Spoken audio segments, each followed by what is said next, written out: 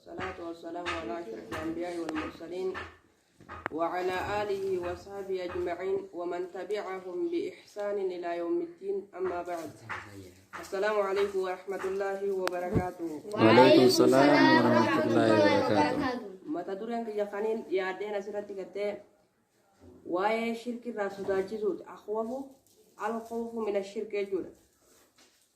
وقول الله عز وجل: إن الله لا يغفر أن يشرك به ويغفر ما دون ذلك لمن يشاء. ربين كنيا يا باتي قدته إن الله ربي لا يغفر إن أرارم ويشرك به إسك إنديسو ويغفرني أرارم ما دون ذلك وانسني قدي لمن يشاء وبافده. وقال الخليل عليه السلام جعلن أكنجي وجنوبني وبني أن نعبد الأصنام جي وجنوبني نفجيزي وبني الماك يلي فجيزي أن نعبد الأصنام تعبد جبرورا. وفي الحديث حديث تقوية ماز أخوف ما أخاف عليكم الرسول ما ونينا نسين رسول دادو الشرك الأصغر شرك جدو قرا جرجما كنيا عليه صلى الله عليه وسلم سئل عنه الرجا فتم شرك جدو قدر فقال نجيني سنتون الرياء برسيفنا داجي.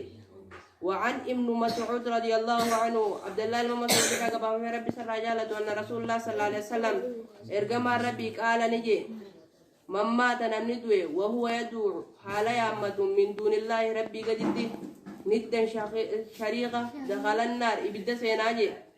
رواه البخاري وديزي الزغل.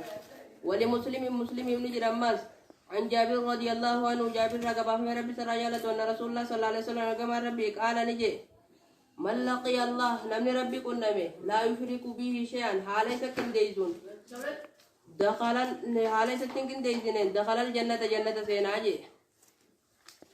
ومن